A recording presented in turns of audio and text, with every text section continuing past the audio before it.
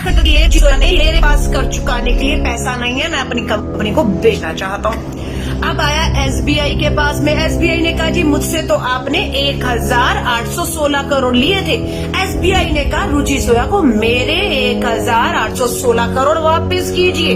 रुचि सोया ने कहा जी मेरे पास तो है नहीं, सेटलमेंट कर लीजिए। सेटलमेंट हुआ कि ठीक है एसबीआई 1000 करोड़ रुपया छोड़ देता। दया आ गई रुचि सोया पर, छोड़ दिया।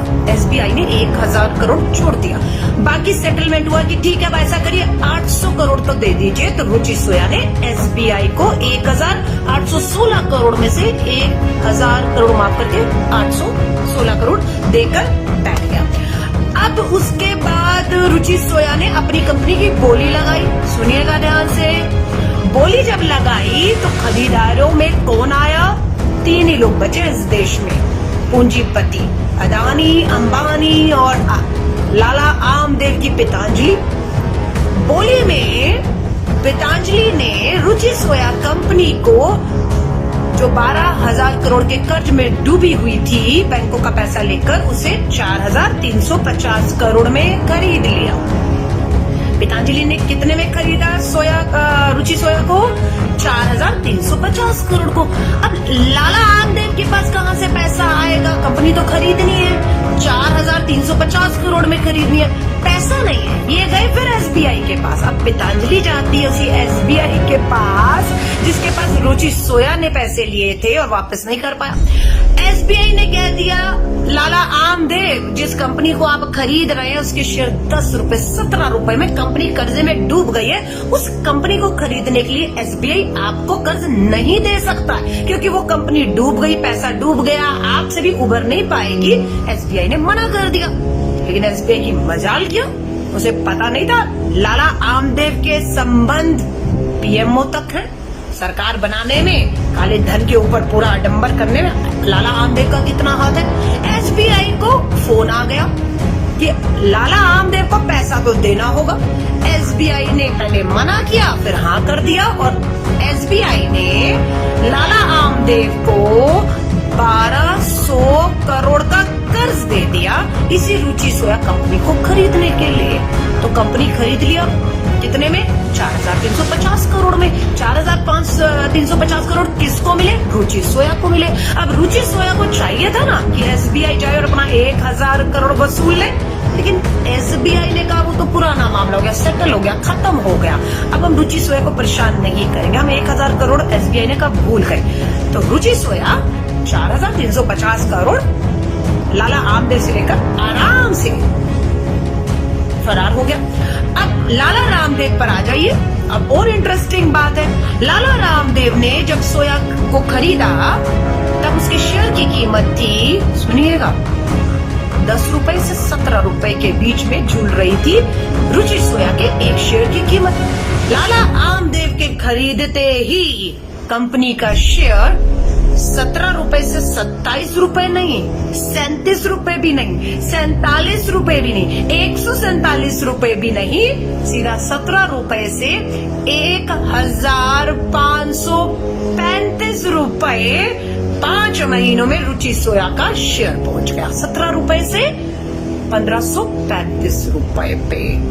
इसीलिए कांग्रेस ने कहा कि देश की डूबती अर्थव्यवस्था को बचाना है तो देश की वित्त मंत्री निर्मला सीतारमण को हटाइए और लाला आमदेव को देश का वित्त मंत्री बता दीजिए। किस तरीके से एक घाटे की कंपनी जो 12,000 करोड़ के कर्ज में थी उसे 4,000 करोड़ में एसबीआई से ही लोन लेकर खरीद लिया और 5 महीने में 17 रुपए का एक शेयर रुचि सोया का पतंजलि कंपनी ने खरीदते ही 1,535 में पहुंच गया। और जो कंपनी 2019 में रुचि सोया 4,350 करोड़ में बिकी थी उसकी कीमत आज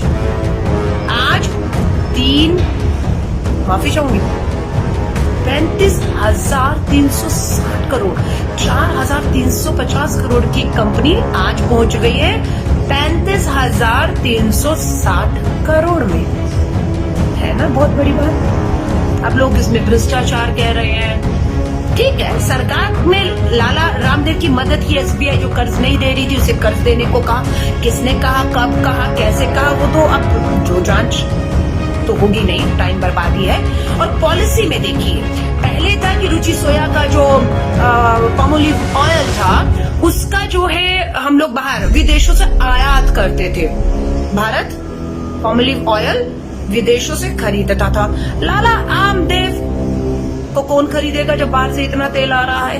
तो पॉलिसी में बदलाव किया गया और ये कहा गया कि अब पामोलिव ऑयल पे पूरी तरह से आयात पर रोक लगा दी जाती है। जब बाहर से विदेश से तेल देश में नहीं आएगा तो फिर तो एक ही खिलाड़ी बचा, पतंजलि के लाला आमदेव। अब सबको उन्हीं का खरीद रहा है, कोई और तो है ही नहीं, बचा ही नहीं मैदान के अंदर। और जब उनके खरीदे तो 17 रुपए का शेयर 1535 रुपए पर पहुंच गया। इसीलिए अब इसमें आपको कुछ भ्रष्टाचार दिख रहा है, मालूम नहीं। 4000 करोड़ की कंपनी आज 35,000 करोड़ की होगी मात्र 5 महीनों में। इसका 17 रुपए का शेयर जो है वो 1535 रुपए का हो गया। पॉलिसी में बदलाव हुआ। पूरा देश का युवा बेरोजगारी में, भूखमरी में, गरीबी रेखा बढ़ रही है हमारे बच्चे 10 लाख कुपोषण के शिकार हो गए हैं। महंगाई चरम तोड़ है, कमर तोड़ महंगाई है। पेट्रोल डीजल 100 पार हो चुका है, आप समझ रहे हैं। लेकिन कमाइयां अदानी, अंबानी, पतंजलि के कहते हैं ना, हमारी कहते हैं किसी को चांदी हो रही है, इनके तो सोना भी कहे तो मैं कहती हूँ ये हीरो में खेल रहे हैं। देश डूब रहा है, देश की अर्थव्यवस्था डूब रही है, कंपनियां डूब रही हैं, LIC डूब रहा है, नीलामी हो रही है भारत सरकार के PSUs की। और ये लोग मात्र 3 पूंजीपति मित्र खेल रहे हैं पैसों में। तो कांग्रेस ने इसलिए सुझाव दिया कि निर्मला सीतारमण जी को देश के प्रधानमंत्री नरेंद्र मोदी जी, न खाऊंगा न खाने दूंगा, पर आपके पूंजी मित्र खा ही नहीं रहे, कच्चा चबा के निगल रहे हैं, इस देश की अर्थव्यवस्था को चूना लगा रहे हैं आपके होते हुए। ये लाला आमदेव और केंद्र की सरकार ने कहा था स्विस बैंक में काला धन है। आपको ये भी मालूम है 13 सालों का रिकॉर्ड तोड़ दिया स्विस बैंक में जमा भारतीय पैसों ने। इसी साल में 13 सालों का रिकॉर्ड तोड़ते हुए स्विस बैंक में 20,000 करोड़ रुपया जमा हुआ है मात्र 1 साल में। 13 सालों के रिकॉर्ड तोड़ दिए हैं। आपको हमें जानने का हक है या नहीं कि ये 13 सालों का रिकॉर्ड तोड़ के जो स्विस बैंक में पैसा जमा हुआ उसमें क्या, कितना अदानी, कितना अंबानी, कितना लाला आमदेव का है। लेकिन आज इस पे कोई आंदोलन नहीं होगा, आज इस पे कोई भी सवाल नहीं उठाएगा, क्योंकि जो सवाल उठाएगा वो देशद्रोही हो जाएगा, वो देश को कमजोर करना चाहता है, वो प्रधानमंत्री जी की छवि, अंतर्राष्ट्रीय छवि को बर्बाद करना चाहता है। इसलिए आपसे कहूंगी, ये बात मैंने आपको बताई है, लेकिन आपको किसी को नहीं बतानी है।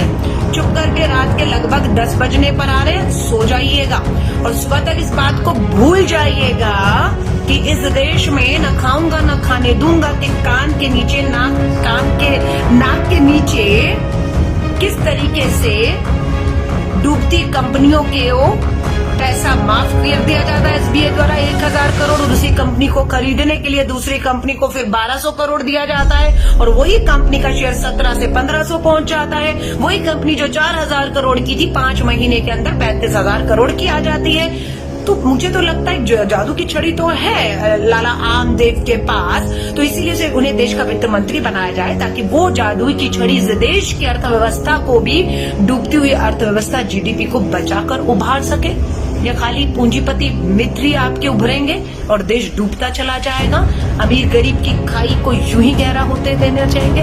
बस इसी मुद्दे के साथ आई थी, बेहतर लगे, बेनकाब किया है, लाइव गई हूँ, एक एक का नाम लेकर तथ्यों के साथ ऑन रिकॉर्ड कह के जा रही हूँ ये बात को। डरते नहीं है, मानना का केस करना हो, मानहानि का केस करना हो, कांग्रेस डरती नहीं। कांग्रेस ने आज प्रेस कॉन्फ्रेंस करके बारीकी से एक एक जानकारी आधिकारिक रूप से दी है। मैं फेसबुक लाइव बेशक व्यक्तिगत तौर पर कर रही हूँ, लेकिन कांग्रेस ने जो आज लाइन ली है बेनकाब करने की ने, इस सरकार को किस तरीके से पूंजीपति मित्रों के साथ मिलकर देश को चूना लगाकर मात्र उनकी जेबें भरी जा रही हैं और देश के आम गरीब आदमी को पेट्रोल डीजल महंगाई के नाम पर लूटा जा रहा है। 718 साथी जुड़े हुए, डरती नहीं हूँ, आप नहीं फंसेंगे।